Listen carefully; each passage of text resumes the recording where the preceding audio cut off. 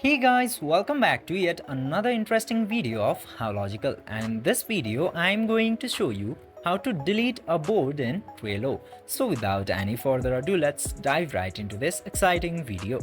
Now, in order to delete a board, you just simply have to open your Trello application at first. Then after opening Trello, you just simply long tap into the board which you want to delete in Trello. Then after that, this all option will appear into here. Now you just simply have to tap into this close board option in order to delete. Then after tapping into close board, your board will successfully be dismissed or deleted.